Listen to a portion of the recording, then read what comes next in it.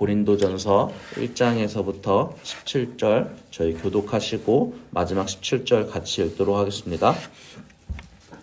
형제들아, 내가 우리 주 예수 그리스도의 이름으로 너희를 권하노니 모두가 같은 말을 하고 너희 가운데 분쟁이 없어 같은 마음과 같은 뜻으로 온전히 합하라. 너희에 대한 내게 들리니 곧 너희 가운데 분쟁이 있다는 것이라. 내가 이것을 말하거니와 너희가 각각 이르되 나는 바울에게, 나는 아볼로에게, 나는 게바에게, 나는 그리스도에게 속한 자라 한다는 것이니 그리스도께서 어찌 나뉘었느냐. 바울이 너희를 위하여 십자가에 못 박혔으며 바울의 이름으로 너희가 세례를 받았느냐. 나는 그리스보와 가이오 외에는 너희 중 아무에게도 내가 세례를 베풀지 아니한 것을 감사하노니 이는 아무도 나의 이름으로 세례를 받았다 말하지 못하게 하리라. 내가 또한 스데바나 집 사람에게 세례를 베풀었고 그 외에는 다른 누구에게 세례를 베풀었는지 알지 못하노라. 그리스도께서 나를 보내심은 세례를 베풀게 하려 하심이 아니요 오직 복음을 전하게 하려 하심이로되 말의 지혜로 하지 아니함은 그리스도의 십자가가 헛되지 않게 하려 함이라. 아멘. 고린도는 바울이 2차 전도 여행을 떠나면서 브리스길라와 아굴라 부부를 만나 정착하여 2년 조금 안 되는 시간을 보내면서 교회를 개척한 곳입니다. 바울이 유대인 회당에 이방인들 로마 사람들을 그냥 데려와서 예배를 드리다 보니까 반대가 심해졌고 그곳을 떠난 후에 나중에 이제 에베소에서 복음을 전하다가 고린도 교회가 겪고 있는 실질적인 내부 분쟁과 윤리적인 혼란들을 듣고 오늘부터 보시는 고린도서를 전후서를 쓰게 되었습니다. 고린도 전후서는요, 그래서 고린도 전후서를 아울러서 바울이 결국 이야기하고 싶은 것은 고린도 전서 서두에 나오는 두 가지인 것 같습니다. 오늘 본문에 읽진 않았는데 어제 본문 3절 한번 읽겠습니다. 1장 3절입니다. 하나님 우리 아버지와 주 예수 그리스도로부터 은혜와 평강이 있기를 원하노라. 은혜와 평강입니다. 너무 많이 들어서 그 의미가 오히려 퇴색된 것 같은 이 두 단어를요. 바울은 고린도 교회가 직면한 문제를 돌파하는데 가장 필요한 것이라고 여겼던 것 같습니다. 은혜와 평강입니다. 고린도 전후서를 읽으실 때 바울이 자신을 설명하고 교회의 생리를 표현할 때 빠뜨리지 않는 단어가 은혜이고 고린도전서 7장과 14절에서 교회의 질서를 이야기할 때 말하는 단어가 평강입니다.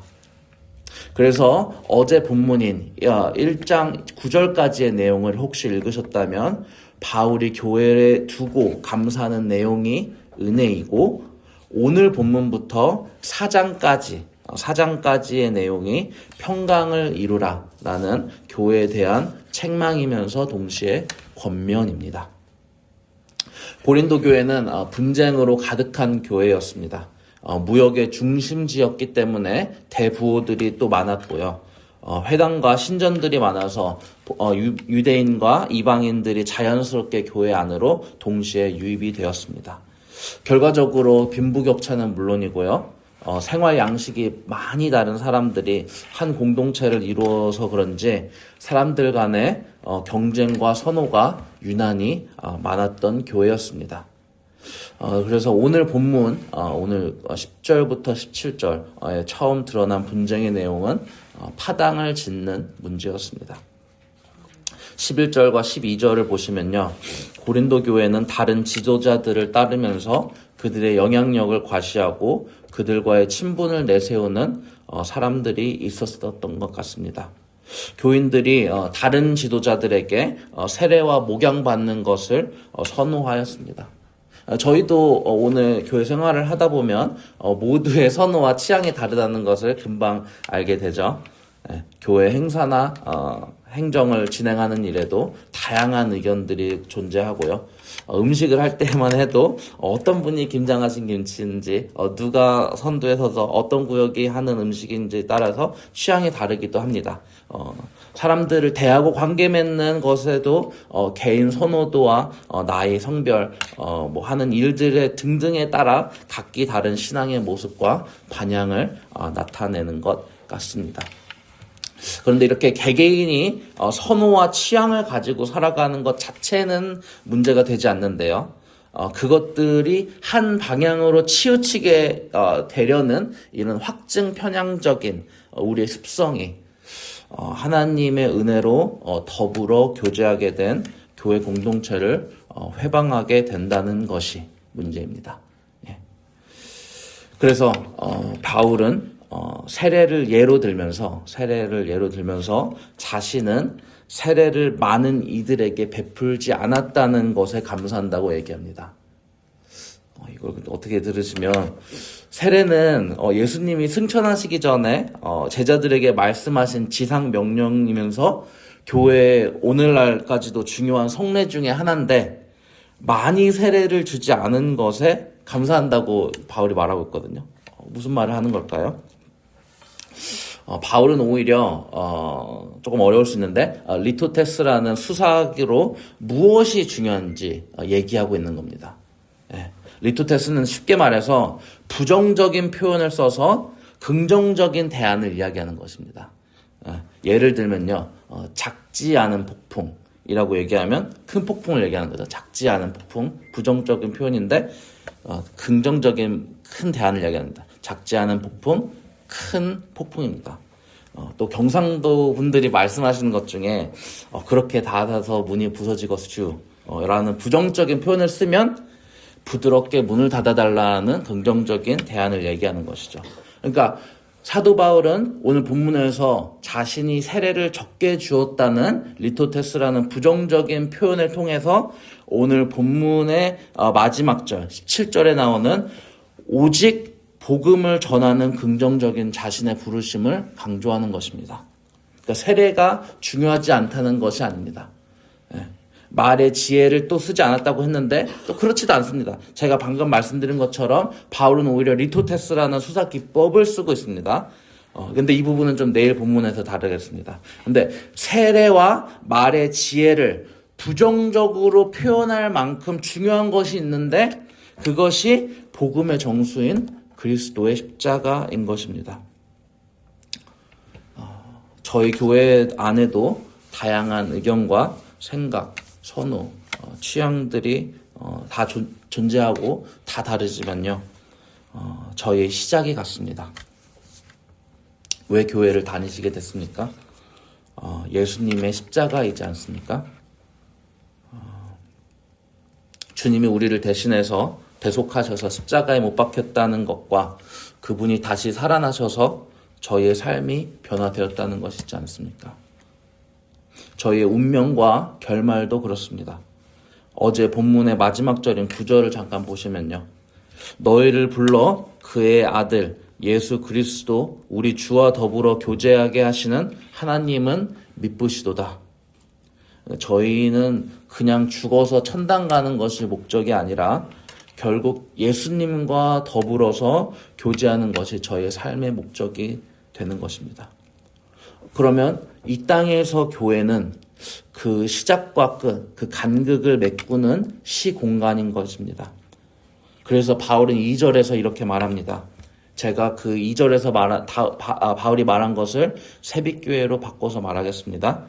새빛교회, 월댐에 있는 하나님의 교회, 곧 그리스도 예수 안에서 거룩하여지고 새빛교회 성도라 부르심을 받은 자들과 또 각처에서 우리의 주, 곧 그들과 우리의 주 되신 예수 그리스도의 이름을 부르는 모든 자들에게 바울은 은혜와 평강이 있기를 원한다고 말합니다. 이 은혜를 통해서 오늘 본문에 나오는 평강을 권면하는 것입니다. 10절입니다. 형제들아, 10절입니다. 형제들아, 내가 우리 주 예수 그리스도의 이름으로 너희를 권하노니 모두가 같은 말을 하고 너희 가운데 분쟁이 없어 같은 마음과 같은 뜻으로 온전히 합하라. 이 말은 모두가 기계처럼 획일화된 획일적인 사고 같은 것만을 사고하는 것이 아니라 저의 시작과 결말, 운명이 같다는 것을 영어로 좀 표현하면 We are in the same boat. 예수 그리스도 안에서 더불어 교제하는 것이 저희의 같은 목적이라는 것을 교회 안에서 확인하고 기뻐하라는 말인 겁니다. 그러니까 온전히 그리고 합하라라는 카타르티조라는 말은 어부가 그물로 물고기를 다 잡고 나서 그물을 다시 깁는 모습을 표현할 때 쓰는 단어거든요. 그러니까 바울은 분쟁이 만연했던 공동체 그들의 아픔과 상처가 치유되고 회복될 수 있다고 말했습니다. 그게 어떻게 가능합니까? 바울이 집중했던 것은 그리스도의 십자가입니다. 리토테스 기억하시죠? 십자가가 얼마나 중요하면 다른 것들은 하나도 중요하지 않게 되었던 것입니다. It's not a hill to die on. 저희 안에서 그리스도의 십자가와 그 복음을 공유한다면요. 그 외에는 죽으라고 달려들 사안들이 하나도 없는 겁니다. 그렇기 때문에 더 너그러워질 수 있는 거고요. 자기 주장으로 남에게 상처 주지 않을 수 있는 겁니다. 십자가와 복음이 그렇게 중요하다면요. 자기 표현을 확고히 할지언정 내 주장으로 남을 상처 줄 수 없는 겁니다. 오늘 하나님과 주 예수 그리스도로부터 오는 은혜 안에서 그 삶을 누리셨으면 좋겠고요. 가정과 교회, 우리 교회, 그리고 직장과 만나는 이들에게 그렇게 평강을 끼칠 수 있는 저와 성도님들 될 수 있기를 바랍니다. 기도하시겠습니다. 하나님 아버지, 오늘도 주님의 말씀 앞에서 이렇게 하루를 시작할 수 있게 하여 주심에 감사드립니다. 고린도 교회처럼 우리 삶과 공동체 안에서 우리의 선호와 취향, 다른 생각들로 인해서 갈등과 분열이 있을 때가 있음을 고백합니다. 그러나 우리의 시작이 오직 예수 그리스도의 십자가였고 우리의 마지막이 주님과 더불어 나누는 교제임을 기억하게 하여 주시옵소서. 저희가 붙잡고 주장해야 될 것이 저희 안에 있는 주장이나 세상의 지혜가 아니라 오직 복음의 정수인 주님의 십자가뿐임을 고백합니다. 그렇기 때문에 사소한 일에 목숨 걸지 않게 하여 주시고 찢어진 그물을 깁는 마음으로 교회 안에서 서로의 아픔을 돌보며 같은 마음과 같은 뜻으로 온전히 합하라는 주님의 그 은혜를 명령을 우리에게 부어 주시옵소서. 우리가 예수 그리스도라는 한 배를 탄 형제자매인데 오늘 하루 주님이 주시는 은혜를 풍성히 누리게 하여 주시고 더 나아가서 저희가 머무는 가정과 교회, 직장에서 우리의 주장을 내려놓을 수 있는 또 주님의 평강을 전할 수 있는 통로가 되게 하여 주시옵소서. 그런 너그러움을 허락하여 주시옵소서. 우리 주 예수 그리스도의 이름으로 기도드립니다. 아멘. 기도하시겠습니다.